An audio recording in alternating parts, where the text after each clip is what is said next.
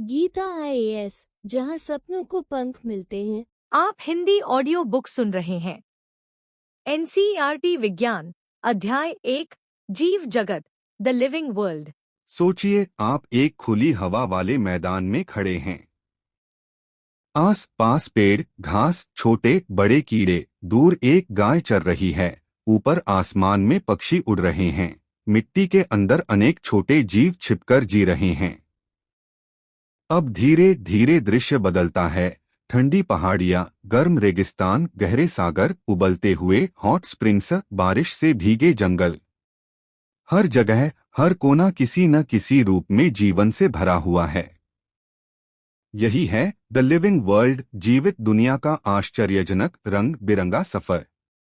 यह चैप्टर हमें इस सफर पर ले जाता है, एक तरफ सीधा वैज्ञानिक तरीके से और दूसरी तरफ एक कहानी की तरह, जहां आदमी के प्राचीन युग से लेकर आज के अत्याधुनिक वैज्ञानिकों तक सब एक ही सवाल के इर्द गिर्द घूमते दिखाई देते हैं, जीवन है क्या? जीवित को निर्जीव से अलग कैसे पहचाने और इतनी बड़ी विविधता को समझाए कैसे? जीवन की अद्भुत विविधता। चैप्टर की शुरुआत एक हैरान कर देने वाले दृश्य से होती है। जीवन हर जगह है। ठंडी पहाड़ियों से लेकर गर्म रेगिस्तानों तक, गहरे सागरों से लेकर मीठे पानी की झीलों तक, घने जंगलों से लेकर आपके घर में रखे छोटे से गमले वाले पौधे तक, हर जगह कुछ न कुछ जीवित है। कुछ को आप अपनी आंखों से देख सकते हैं, जैसे पेड़, पक्षी, कुत्ते, बिल्ली, कीड़े। और कुछ इतने छोटे होते हैं कि बिना माइक्रोस्कोप के कभी नजर ही नहीं आते, पर फिर भी वे इस धरती की जीवित दुनिया का हिस्सा हैं। जब आप अपनी ऑब्जर्वेशन की जगह बढ़ाते जाते हैं, जैसे सिर्फ घर से निकलकर कॉलोनी, फिर शहर, फिर जंगल, फिर दुनिया भर की तरफ सोचने लगते हैं, तो जीव जंतुओं की संख्या और तरह तरह के भेद भाव और भी ज्यादा सामने आने लगते हैं।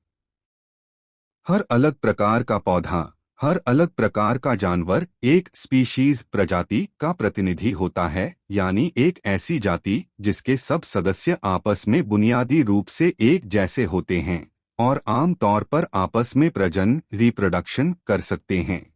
वैज्ञानिकों ने अब तक लगभग 1.7 से 1.8 मिलियन प्रजातियों का वर्णन किया है। सोचिए, सिर्फ इतनी संख्या में ही कितनी वैरायटी आ गई, और फिर भी यह गिनती अधूरी है। नए नए जीव लगातार खोजे जा रहे हैं। इसी बड़े कैनवस को हम कहते हैं बायोडायवर्सिटी। धरती पर मौजूद जीवों की विविधता, उनके प्रकार, उनकी संख्या, उनके रूप, रंग, आकार, व्यवहार, सब कुछ मिला जुलाकर स्थानीय नाम की उलझन और एक समान भाषा की जरूरत। अब सोचिए, आप अपने गांव या शहर में किसी पौधे को एक खास स्थानीय नाम से जानते हैं। वही पौधा दूसरे राज्य में किसी और नाम से जाना जाता है। तीसरे देश में उसका तीसरा नाम है। अगर दो लोग अलग अलग जगह से मिलकर बात करें, तो बिना तस्वीर दिखाए उन्हें समझ ही न आए कि हम एक ही पौधे की बात कर रहे हैं या अलग अलग चीजों की। यही उलझन हर जगह है। घास फूस हो, पेड़, फूल, पक्षी, जानवर, हर एक के लोकल नाम होते हैं जो जगह जगह बदल जाते हैं। सोचिए कि विज्ञान जैसे वैश्विक ग्लोबल काम में अगर हर जगह अलग अलग नाम होंगे, तो फिर तो कुछ समझना ही मुश्किल हो जाएगा। इसलिए सबसे पहले जरूरत महसूस हुई एक स्टैंडर्ड तरीके की, ऐसा तरीका जिससे दुनिया भर के वैज्ञानिक एक ही जीव को एक ही नाम से पुकार सकें। इसी प्रक्रिया को कहते हैं नॉमेनक्लेचर, यानी जीवों को एक समान वैश्विक नाम देना। लेकिन नाम तभी दिया जा सकता है जब जीव को पहले ठीक ठीक पहचाना जाए, उसकी जानकारी इकट्ठा की जाए, उसका वर्णन किया जाए। इस पहचान को कहते हैं आइडेंटिफिकेशन। धीरे धीरे यह काम इतना जरूरी हो गया कि वनस्पतियों, प्लांट्स के लिए एक अलग अंतर्राष्ट्रीय कोड बना, ICBN, international code of botanical nomenclature. जानवरों के लिए एक अलग कोड तैयार हुआ, ICZN, international code of zoological nomenclature. In codes का काम है कि हर जीव का एक साइंटिफिक नाम हो जो दुनिया भर के लिए एक जैसा हो और जो किसी दूसरे जीव के साथ दोहराया रिपीट न हो। बाइनोमियल नोमेनक्लेचर, दो शब्दों वाली पहचान। अब कहानी आती है एक बहुत महत्वपूर्ण पात्र पर, कैरोलस लिनियस, जिसने एक बहुत ही स्मार्ट और सरल सिस्टम दिया, बाइनोमियल नोमेनक्लेचर। बाय यानी दो, नोमियल यानी नाम के भाग। मतलब हर जीव का साइंटिफिक नाम दो हिस्सों में बनता है। पहला हिस्सा जेनस का नाम, जैसे खानदान या गोत्र। दूसरा हिस्सा स्पेसिफिक एपिथेट, यानी उस खानदान के अंदर खास उस प्रजाति का नाम। एक मिसाल से देखिए, आम का साइंटिफिक नाम मैंजिफेरा इंडिका। यहाँ मैंजिफेरा जेनस का नाम है, इंडिका स्पीशीज का नाम या स्पेसिफिक एपिथेट है। इसी सिस्टम का एक सेट ऑफ रूल्स भी है जो आम तौर पर हर जगह फॉलो किए जाते हैं। बायोलॉजिकल नाम आम तौर पर लैटिन में होते हैं, चाहे उनका असली मूल किसी भी भाषा से हो, पर उन्हें लैटिनेज्ड रूप दिया जाता है। पहला शब्द जो जेनस बताता है कैपिटल लेटर से शुरू होता है। दूसरा शब्द जो स्पीशीज बताता है स्मॉल लेटर से शुरू होता है। जब लिखते हैं तो दोनों शब्दों को आइटैलिक्स में लिखा जाता है, या अगर हाथ से लिख रहे हों तो दोनों को अलग अलग अंडरलाइन किया जाता है। कभी कभी नाम के बाद एक छोटा सा ऑथर का नाम लिखा जाता है, जैसे मैंजिफेरा इंडिका लिन डॉट, जो बताता है कि इस स्पीशीज का वर्णन सबसे पहले लिनियस ने किया। इस तरीके से हर जीव का एक यूनिक वैश्विक नाम बन जाता है, चाहे आप भारत में हो, अमेरिका में, अफ्रीका में या यूरोप में, यह नाम वही रहेगा, अर्थ वही रहेगा। क्लासिफिकेशन, जब दुनिया बहुत बड़ी हो जाए। अब एक और मुश्किल सोचें, दुनिया में इतने सारे जीव हैं कि हर एक को अलग अलग याद रखना नामुमकिन सा लगता है। तो इंसान ने एक पुरानी आदत फिर से इस्तेमाल की, चीजों को जोड़कर समझना। हम रोजमर्रा की जिंदगी में भी चीजों को ग्रुप में सोचते हैं, जानवर, पौधे, पंछी, फूल, अनाज, फलों के पेड़, पालतू जानवर, ये सब छोटे बड़े ग्रुप ही तो हैं। साइंटिफिक भाषा में किसी भी ऐसे ग्रुप को जिसमें कुछ मिलते जुलते जीवों को साथ रखा जाता है टैक्सन कहते हैं, बहुवचन कक्षा। जैसे प्लांट्स एक बड़ा टैक्सन हो सकता है, वीट भी एक छोटा टैक्सन है, एनिमल्स एक टैक्सन, मैमल्स एक और टैक्सन, डॉग्स एक और टैक्सन। आप जानते हैं कि डॉग मैमल के ग्रुप का हिस्सा है और मैमल्स एनिमल्स के ग्रुप का। तो ये सारे तक्षा एक हायरार्की बनाते हैं जहां नीचे छोटे अधिक स्पेसिफिक ग्रुप होते हैं और ऊपर जाते जाते ग्रुप बड़े लेकिन जनरल होते जाते हैं। इसी संगठित तरीके से ग्रुप बनाने को कहते हैं क्लासिफिकेशन, यानी ऐसे क्राइटेरिया के आधार पर जीवों को टुकड़ों में बांटना जो उनमें नजर आने वाली समानता सिमिलैरिटीज और अंतर डिफरेंसेस को दर्शाएं। यही कला और विज्ञान मिलकर बनता है टैक्सोनॉमी, जिसमें चार चीजें बहुत बेसिक हैं।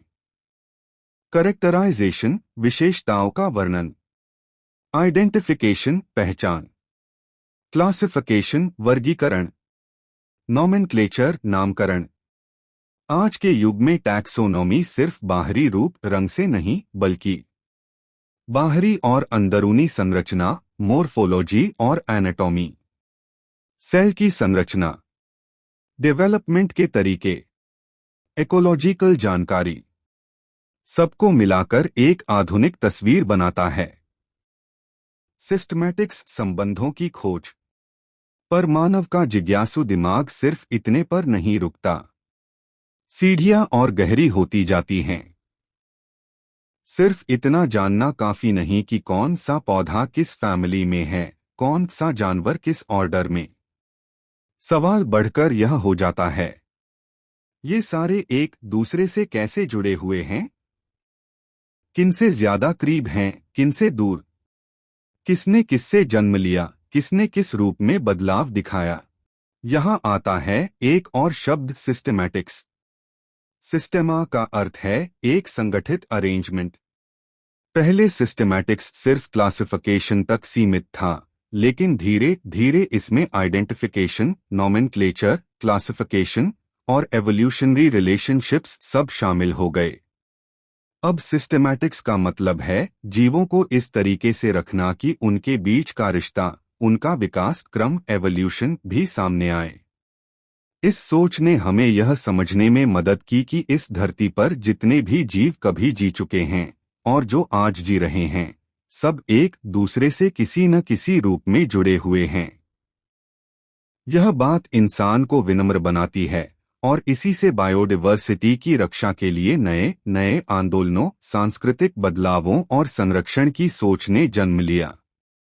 टैक्सोनॉमिक हायरार्की, स्पीशीज से किंगडम तक का सफर। अब बहुत जरूरी हिस्सा आता है, टैक्सोनॉमिक कैटेगोरीज। सोचिए एक सीढ़ी है, सबसे नीचे छोटा पायदान, सबसे ऊपर सबसे बड़ा। जीवों के लिए भी ऐसी ही एक सीढ़ी बनाई गई। Species, genus, family, order, class, phylum, division, kingdom. Species, प्रजाति। यह सबसे छोटी, सबसे स्पेसिफिक कैटेगरी है। यहाँ उन व्यक्तियों का ग्रुप होता है जिनके बेसिक फीचर्स काफी मिलते जुलते हैं और आम तौर पर वे आपस में प्रजनन कर सकते हैं।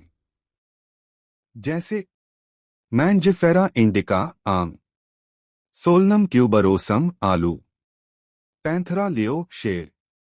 यहाँ इंडिका, ट्यूबरोसम, लियो स्पीशीज के नाम हैं। जेनस, वंश। जब कुछ स्पीशीज अपने बीच बहुत सारे कॉमन कैरेक्टर्स शेयर करती हैं, तो उन्हें एक जेनस में रखा जाता है। जैसे Panthera leo, lion, Panthera tigris, tiger, Panthera pardus, leopard, सब पैंथरा जेनस में। आलू और बैंगन दोनों सोलनम जेनस में। फैमिली, कुल। यहाँ रिलेटेड जेनेरा आते हैं। सिमिलैरिटी कम हो जाती है, लेकिन फिर भी काफी होती है कि उन्हें एक फैमिली में रखा जा सके। एनिमल्स में पैंथरा, लायन, टाइगर, लेपर्ड और फेलीज, बिल्ली दोनों फेलिडी फैमिली के सदस्य हैं। प्लांट्स में सोलनम, पेट्यूनिया, दतुरा सब सोलनेसी फैमिली में। ऑर्डर, गण। यहाँ कई फैमिलीज मिलकर एक बड़ी कैटेगरी बनाती हैं। सिमिलैरिटी और कम, लेकिन कुछ ऐसे फीचर्स जो उन्हें एक धागे से बांध देते हैं। कार्निवोरा ऑर्डर में फेलिडी, बिल्ली वाले, और कैनिडी, कुत्तों वाले दोनों आते हैं। प्लांट्स में कॉन्वोल्व्युलेसी और सोलनेसी जैसी फैमिलीज पॉलीमोनियल्स ऑर्डर में। क्लास, वर्ग। यहाँ कई ऑर्डर्स एक साथ रखे जाते हैं, जैसे प्रीमटा, मंकी, गोरिल्ला, गिब्बन और कार्निवोरा, लायन, डॉग, कैट दोनों मैमेलिया क्लास में। फाइलम बटा डिवीजन, संघ बटा संघ, विभाग। एनिमल्स में इस लेवल को फाइलम कहते हैं, प्लांट्स में division. Fishes, amphibians, reptiles, birds, mammals, इन सबको मिलाकर चोरगता फाइलम बनाया जाता है, क्योंकि इनमें कुछ बेसिक कॉमन कैरेक्टर्स होते हैं, जैसे नोटॉकर्ड, डोर्सल हॉलो नर्व कोड आदि। प्लांट्स में ऐसे ही कुछ डिविजन्स बनते हैं जहां क्लासेस को जोड़कर रखा जाता है। किंगडम, जगत। सबसे ऊपर आता है किंगडम, सबसे बड़ी कैटेगरी। जितने भी एनिमल फाइला हैं, सब मिलकर किंगडम एनिमैलिया बनाते हैं। जितने भी प्लांट डिविजन्स हैं, सब मिलकर किंगडम प्लांटे बनाते हैं। इस पूरी हायरार्की का एक बेसिक नियम समझिए। जितना नीचे आते हैं स्पीशीज के पास, उतनी ही ज्यादा कॉमन विशेषताएं होती हैं। जितना ऊपर जाते हैं किंगडम की तरफ, सिमिलैरिटी कम होती जाती है, लेकिन ग्रुप बड़ा होता चला जाता है। इसीलिए क्लासिफिकेशन ऊपर जाते जाते मुश्किल हो जाता है, क्योंकि कॉमन फीचर्स कम बचते हैं और नया जीव किसी एक जगह परफेक्ट फिट हो भी सकता है, नहीं भी। वैज्ञानिकों को देखना पड़ता है कि उसे कौन से ग्रुप के करीब रखें। कुछ जीवों के उदाहरण आदमी, मक्खी, आम, गेहूं। चैप्टर में एक टेबल के जरिए कुछ कॉमन जीवों का पूरा टैक्सोनॉमिक एड्रेस दिया गया है, जैसे कि आदमी man, Homo sapiens, genus Homo, family Hominidae, order Primata, class Mammalia, phylum Chordata, घर की मक्खी house fly, Musca domestica, genus Musca, family Muscidae, order Diptera, class Insecta, phylum Arthropoda, आम mango, Mangifera indica, genus Mangifera, family Anacardiaceae, order Sapindales, class Dicotyledonae, division Angiospermae, गेहूं wheat, Triticum aestivum, genus Triticum, family Poaceae, order Poales, class Monocotyledonae, division Angiospermae. ये उदाहरण हमें दिखाते हैं कि कैसे हर जीव, चाहे आदमी हो या मक्खी, आम हो या गेहूं, इस बड़े क्लासिफिकेशन सिस्टम में एक निश्चित जगह पर बैठा है। एक तरह से हर जीव का पोस्टल एड्रेस, जहां उसका घर, स्पीशीज से लेकर उसका देश, किंगडम तक सब लिखा है। टैक्सोनॉमी का मकसद और उपयोग। चैप्टर के आखिरी हिस्से में एक बार फिर से पूरे विचार को जोड़कर बताया गया है कि जीवों की दुनिया बहुत ही रिच है। रंग, साइज, रहने की जगह, शारीरिक और जीव रासायनिक विशेषताओं में इतनी विविधता है कि बिना क्लासिफिकेशन के इसे समझना मुश्किल हो जाता।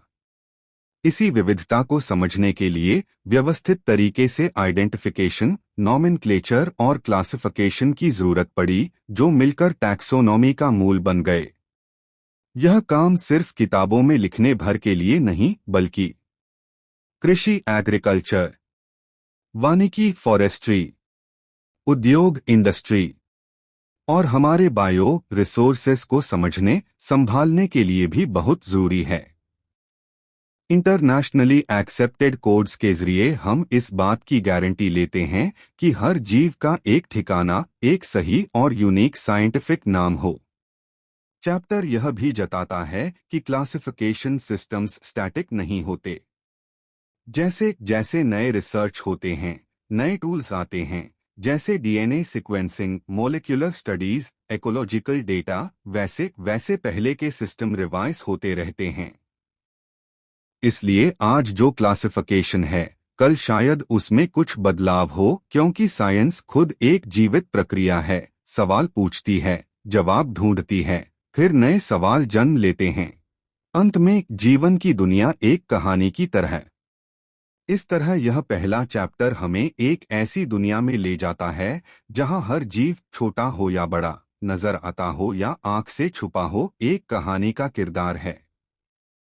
कोई कहानी सिर्फ तब समझ आती है जब हमें उसके किरदारों के नाम याद हों, उनके बीच का रिश्ता पता हो और हम जाने कि कौन कहां फिट बैठता है।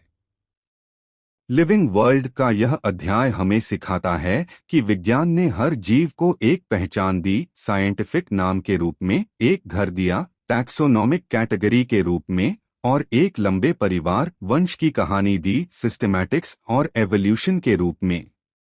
आप जब अगले चैप्टर्स में बायोलॉजिकल क्लासिफिकेशन, प्लांट किंगडम और एनिमल किंगडम पढ़ते हैं, तो यह पूरा फ्रेमवर्क आपके दिमाग में एक सीढ़ी की तरह होना चाहिए, जिससे हर नया जीव, हर नया ग्रुप आप किसी न किसी पायदान पर रखते चलते जाएं। इसी तरह धरती की यह जीवित दुनिया, जो पहले एक बड़ा अनियोजित जंगल लगती थी, धीरे धीरे एक समझदार, सजी हुई किताब की तरह खुलने लगती है, जिसमें हर पन्ना एक नई प्रजाति की कहानी सुनाता है। हिंदी ऑडियो बुक सुनने के लिए आपका धन्यवाद। ऐसी ही मन को छू लेने वाली हिंदी पुस्तकों की सारगर्भित समरी के लिए हमारे चैनल को सब्सक्राइब करना न भूलें, क्योंकि आत्मा को छूने वाली किताबें जीवन को बेहतर और अधिक सार्थक बनाती हैं। धन्यवाद।